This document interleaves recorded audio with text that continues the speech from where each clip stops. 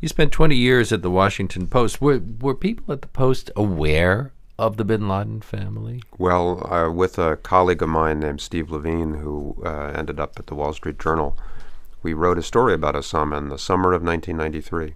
On Osama? On Osama. How old was and he? also about the bin Laden sort of context, the fortune that he seemed to be exploiting. He was then, this was right after the first World Trade Center bombing, and there was, I don't believe we thought that he was connected to that bombing, but we were trying to explore the context of transnational post-Cold War Islamic radicalism, and his name surfaced, so we wrote about him.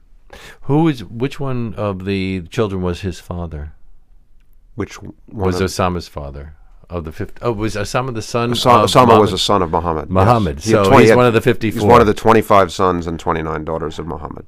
Was there a total gap between him and someone like Salem bin Laden? Yeah, his father. His father arrives in Saudi Arabia as a teenager in 1929 or 30. He doesn't have his first child until just about the end of the Second World War. And at that point, he's just started to make enough of a living to begin to marry and have children. So his first child is probably Salem. Actually, his first child was a daughter. He was probably born in 1943. His first son was born probably about in 1944. Nobody kept track of exact dates. And then he had children from 1944 right up until his death in 1967. The last name for him, Muhammad, was born after his death in memory of him. So Osama, born probably in January 1958, was one of a large cluster of children who were born right in that period of the 50s. That was the peak of Muhammad's marrying and fathering children. And in fact, looking at records I was able to obtain from court filings, concluded that I think there were 7 children born right in the same period when Osama was born. And Osama was just a boy when he died. Had he had much contact with his father? I think, Were there father figures out there? Yes, he was 10 or 11, and his father treated all of his sons as Islamic law required. That is to say, they were fully legitimate, and they were treated equally as shareholders in his estate and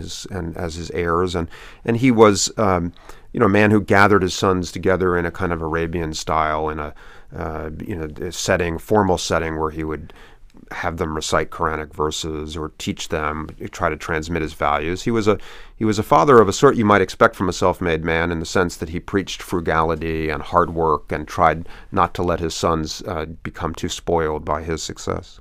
Considering how key a role they were playing in Saudi Arabia and how much they depended on the royal family for their success, should we be surprised that Osama broke with the Saudi family? Yes. I mean, but what's interesting is that he broke after a long period of being a rather orthodox figure as a young man. I think this really struck me, going back at his life this time in this context, that through the 1980s, when he was on the frontier in Afghanistan, and even into the early 1990s, though we might view his ideology as radical, in fact, he was operating as a very orthodox Saudi figure. He was a legitimate representative of his family business on the Afghan frontier. This was the extension of this sort of Halliburton role that they played. If you had a sensitive, covert war that the Saudi government was involved in, well, of course you'd turn to the bin Ladens because they were discreet, they were reliable, they had a history of collaborating on such projects.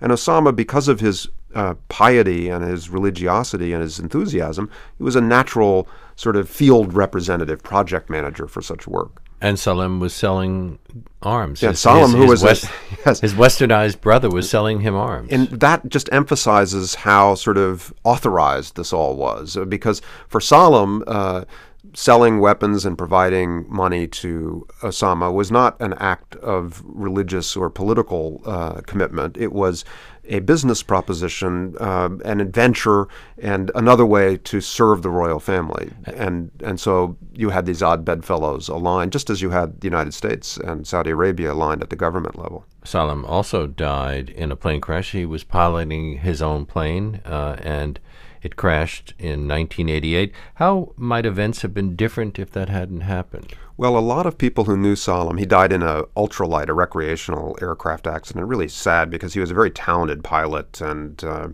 the accident was kind of a freak event. But a lot of people who knew him and loved him, and there were many that found him a sort of charming character, believe to this day that if he had lived, 9/11 wouldn't have happened. And their argument is that he was a very powerful leader of the bin Laden family. He had a very strong relationship with Osama, and he was just a force of nature. And if Osama had gone off the reservation while he was around, he would have done whatever was necessary to put that to a close. If he had been involved, wrapping Osama in a burlap bag and bringing him back to Saudi Arabia, Salam would have found a way to do it.